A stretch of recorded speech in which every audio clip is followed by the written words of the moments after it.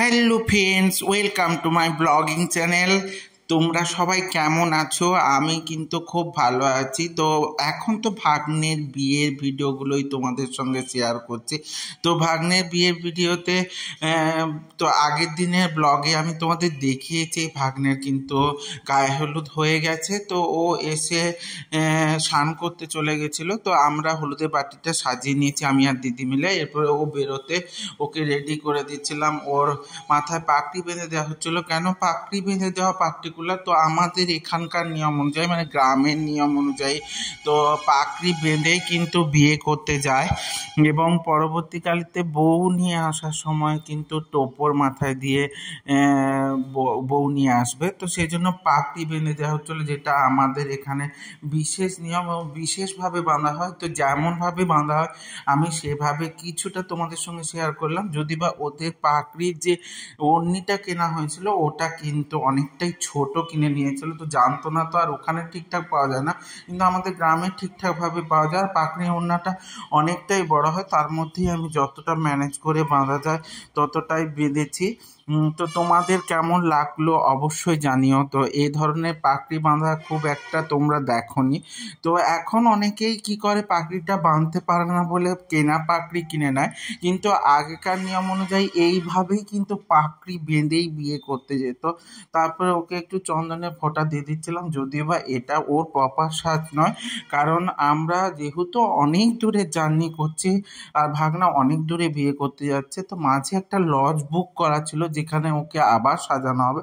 এখন শুধুমাত্র মানে রিচুয়াল অনুযায়ী বিয়ে করতে যাচ্ছে, বাড়ি থেকে বেরিয়ে যাচ্ছে, তার জন্যই এই ড্রেসটা পরেছে। যদি বা পরবর্তী সময় আর একটা ড্রেস পরে নেবে। দেখো ওর পাগড়িও বাঁধা হয়ে গেছে, ওর ড্রেস কমপ্লিট হয়ে গেছে। ওকে ফুলের মালাটা পরিয়ে দিচ্ছি, যদিও বা ফুলের মালাটা বড্ড বেশি ভারী। বলছে মামা প্রচুর ভারী লাগছে। তো আমি বললাম পরতে তো হবেই, তো গাড়িতে উঠে খুলে দিস পরে, কিন্তু এখন পরে যা, নাহলে ফটোগুলো তুলতে অসুবিধা। আর বিয়ের সময় তো মেনলি পাগড়ি পরেই যেতে হবে এবং গলায় মালা পরেই যেতে হবে। তো সেই সময় দেখো সব গোটা ঘর ও গোছালো হয়ে গেছে। তো দিদিকে বললাম তুমি কিন্তু এই জায়গাগুলো গুছিয়ে নাও। এরপরে ভাগ্নের সঙ্গে একটু ক্লিপ তুলে নিচ্ছিলাম। তো ভাগ্নে তারপরে ঠাকুর প্রণাম করে নিচ্ছিল, ওদের গৃহমন্দিরে প্রণাম করে নিচ্ছিল। তো নেওয়ার পর দিদি ওকে বরণ করে নেবে এরকম ও একটু মানে দিদি অলরেডি রেডি করছিল।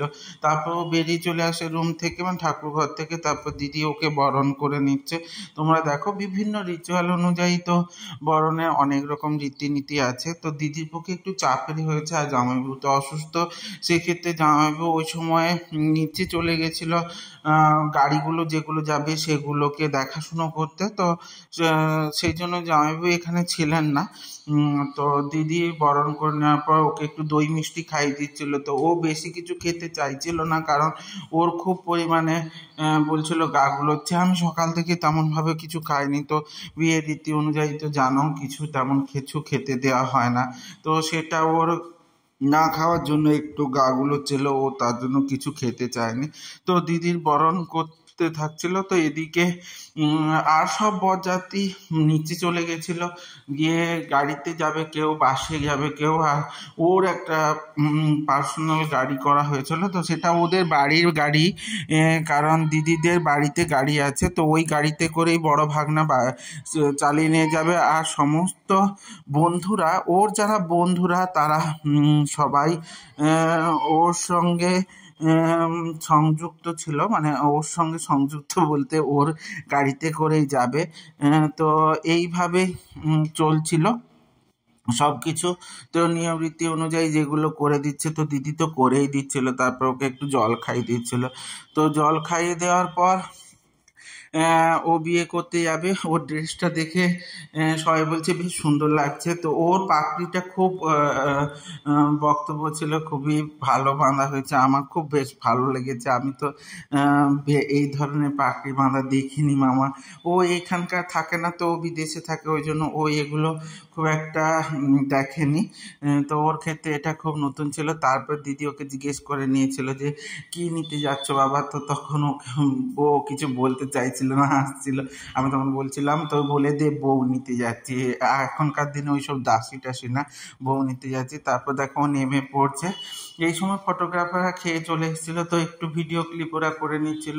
তারপরে নিচে গিয়ে তখনও বেড়ে যায়নি, তো ওই জন্য আমরা একটু নিচে গিয়ে দাঁড়িয়েছিলাম। তারপরে একদম লাস্ট পরের দিকে নামছে ও, তো আমি তার সঙ্গে একটু তোমাদের সঙ্গে শেয়ার করবো বলে ভিডিও ক্লিপ করে নিচ্ছিলাম। এরপর একদম রাস্তাতে নেমে চলে এসেছি। তো রাস্তাতে নেমে আসার পর ওর একটু ফটো তুলে নিচ্ছিল ফটোগ্রাফারগুলো।